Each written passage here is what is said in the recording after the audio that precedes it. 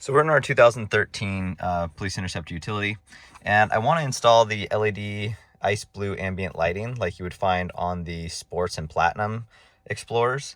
And all the placement is present in these doors, even the Interceptor doors. But it's important that this is either a 2011 to 15 Explorer or a 13 to 19 Interceptor. Because in 2016, the regular Explorers, not the Interceptors, but the Explorers switched to a newer door panel, and they have different locations for the LED lighting. So for this kit, we're only going to be able to use it if you have a 11 to 15 Explorer or a 13 to 19 Interceptor utility. For whatever reason, the door panels did not change with the Explorers when you're considering the Interceptors as well. So Interceptors use this door panel for all the years.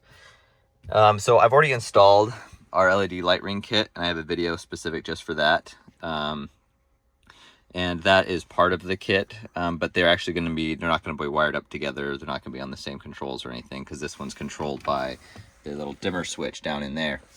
These ones, you're not going to be able to turn off and on. They're just going to turn on by default, but they're dim enough that you don't really see them during the day, and bright enough that they are just noticeable at night, which is exactly how they are from factory. So if we open our door here, I'll show you where we're going to install them. So you can't see it really well, but up in here, there's a little hole, kind of a curved hole that a little light can fit into. And then underneath here, there's a lip, and you can feel there's a bit of a void, and actually you can see you can pull it, it will separate. That is where the lower light goes. And so to get to these though, and to install this, we do have to take this panel off, which is pretty simple. So I'm going to start with this 10mm that's underneath this cap. So I'm just going to get my pick tool, remove the cap, then we'll take our 10mm, and there's 2 bolts.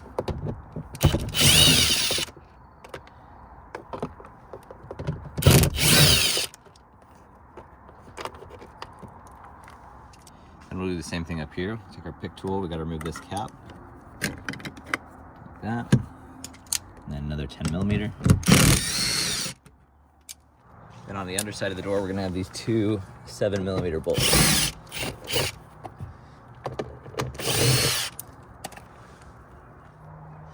And from this point, all that's holding on is clips, and then there's a rod that goes here to the lock, that goes to the handle, and then the plugs.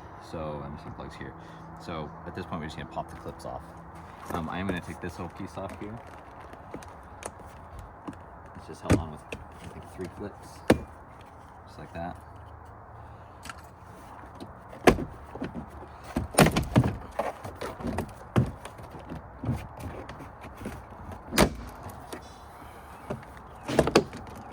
Just like that. So at this point, we need to remove this cable. It's hard to show on camera, but if you take needle nose, there's 2 little tabs on the inside of this angled bracket, and you just got to turn this cable till they're both on either one of these sides, and then get your needle nose in there and pinch, and it comes out like that. And see, this right here are those little clips, and so I was getting in there like this and pinching these together, and then they come out of this hole. And then you can just lift this little drum retainer out of the latch like that. And then we'll go ahead and unclip the tweeter and the lock button and the plugs for the switch, and our door panel is released, and we can take it in to install the LEDs. So from here we have our panel, and under here is where we're going to insert our light, but first we're going to flip the panel around. And this insulator you can just pull back from right here, just on this one bottom right corner, and peel it back, tuck it up here. And right in here are where the light is gonna clip into. There's a panel right here. So this is essentially gonna clip on the back side of here. But we can't get it through from here, so what we're gonna have to do is feed it from the back side. But first we're going to uncoil our wire here, and then we'll flip it back around. And we're going to take our wires and we're just going to feed them up.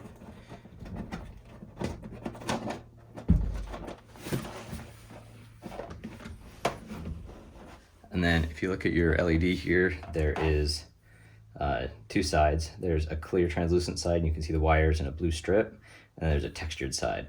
You're gonna want the texture side facing out and the blue side facing the inside of the door panel. And then all we're gonna do is pull this out and push the light in. And we wanna get it behind the little retaining clips that are there for the factory LEDs. Once you get it in enough like that, we can flip it around and finesse it a little bit more.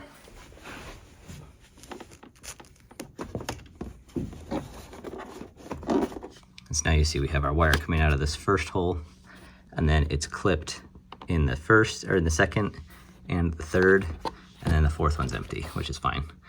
And then our wires are pulled up tight so they're not drooping out from the back, and they're in really sturdy, so no zip ties or anything needed. They won't rattle or anything as long as you get them in just in the same place like the factory ones would have been. And there's kind of an example of that little clip that is used in these other ones as well to hold it in. And see how you can't see the clip because it's holding them in.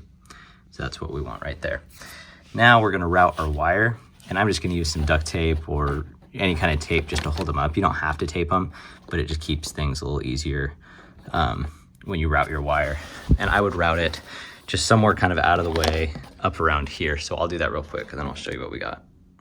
So this is how I routed it. I used some of this 1-inch silver tape that's used for HVAC, heating ducts and stuff, just because it conforms really well and holds really tight. And then we can pack this down here. And then I just followed it, and I routed it in a way that hopefully if I ever had to pop this switch out, it wouldn't be in the way. So this is kind of a semi-permanent installation of this wire. And then along back here, and then we've got our wire sticking out here. So then all we need to do is install the upper light, which goes right in that little hole. And then we join these two together. All right, so this is the light that we're gonna use to pop in. And see, it just pops in like that. But before we do that, we are going to splice our wires together. And we're just gonna do a regular twist together like that. And then we'll slide on the provided spade connectors that will go to our T-taps.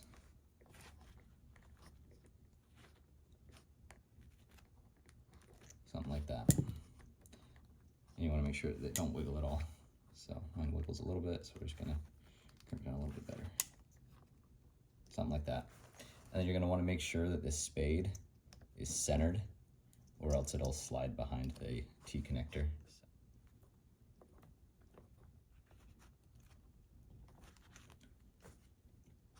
All right, so there it is, spliced together. We've got our negative and positive.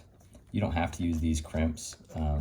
They're just quick and they come with the kit, but you could solder together. And you'll see in the next step how we're going to attach it to this plug. But the reason I like these quick connects is that we can actually still disconnect them from this if we ever do take this door panel off again, which is pretty likely at some point. But until then, we're going to just go ahead and install this. And you just put it right in that slot. Now, these are directional, so each door panel is going to have a different one because it's going to be mirrored. So you're going to want to make sure you have one that has the curvature that matches, but it won't go in unless it's the right one. So we're going to push it down like that. Once you push this down in, it's really snug. You don't need to glue it, zip tie, nothing. It just fits in. But you just want to push it all the way down. And then we've got our plugs here, which are going to plug into these wires here. Okay, so we got to have a spot to hook the hook up the lights into. So this plug right here with the red, half red connector and 4 wires sticking out of it, this is what we're going to tap into. And pretty much there's going to be 4 wires here, and this is for the locks. But if you notice that when you have your key on, the locks illuminate. So we need to find the illuminate and the ground, and that's what we're going to tap into. Now these LEDs we're hooking in are super low amperage, and so we're not having to worry about blowing fuses and stuff because it's going to be a negligible draw on these. If we were using halogens, it'd be a different story, but with LEDs, not a problem. So what we're going to do is I I'm using just a standard test light. I'm doing this for you, so you shouldn't have to, especially if yours are the same color, but they should be the same pinout as well. But if in doubt, you can test it yourself. So what I have this tester light hooked up to is just the ground bolt right here, and I'm testing it on this blue wire, which I know should be hot. And if you can see, it's hard in this light, but this LED lights up when I find a hot wire. Okay, and the key's off right now, so this is always on. That's why, you know, you open your door and the locks cycle when you push them, even though the key's not on. It hasn't been on for a while, so that's probably what that is. And then there's another one. This second wire is the same thing.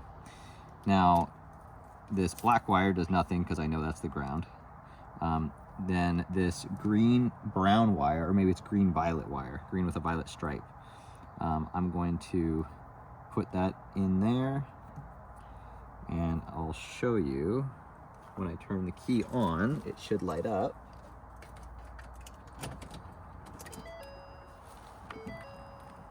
There we go. I just had to push it in a little further.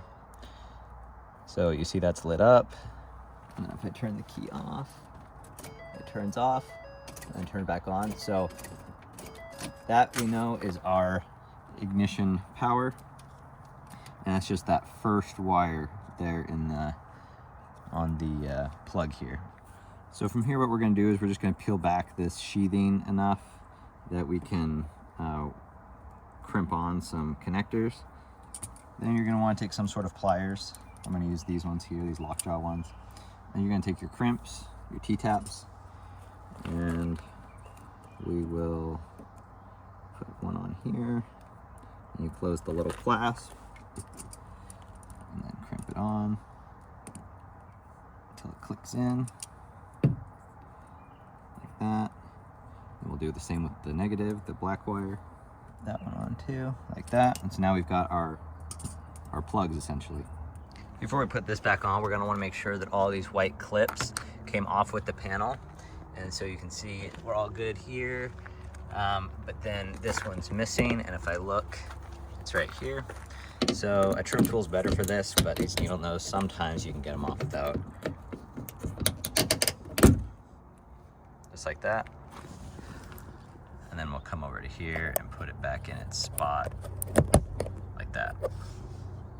Okay, so now that we're putting the panel back on, first things, we're going to want to plug in the lower plugs first. So we're going to plug in our window switches.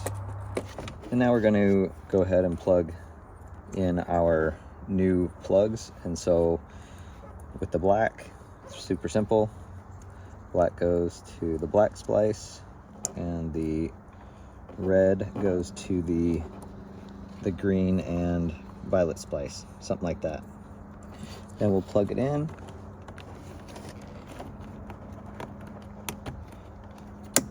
And it should be about just enough that we don't have too much slack here that's going to get all hung up. Then we'll plug in our tweeters.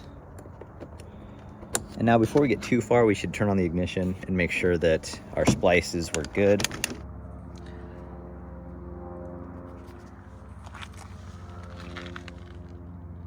So now that we know that our lights are working, we can go ahead and fully reassemble our door. So everything's plugged in now except for our lock cable, or our handle cable. So we will go ahead and clip it back in like that. And now we're good to reinstall everything. So we're just going to raise it up here and make sure our door is unlocked. And then there's a sleeve right here that we want to fish our lock through. And be mindful to keep that in that sleeve, or else you're going to have a hard time fishing it around. So there's a rail right up here that this lip holds onto. So you want to make sure you get that seated. And at this point, we should be able to just push all the clips in.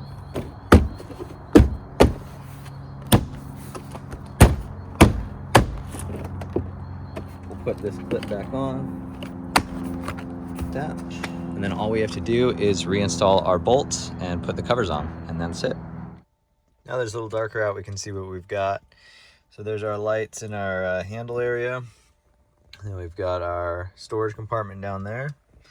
Over here is our LED rings that we're not installing in this video, but we have a dedicated video just for that. And then there is the passenger side, our cup holder and our storage cubby. And so all of these are in the same ice blue as all your instruments. So they got kind of stereotypical Ford interior color. And so yeah, that's what we've got. It's got that OEM look, just like they had in the Sport and the Platinums. And hopefully this is helpful to anybody that's trying to do this. Thanks for watching.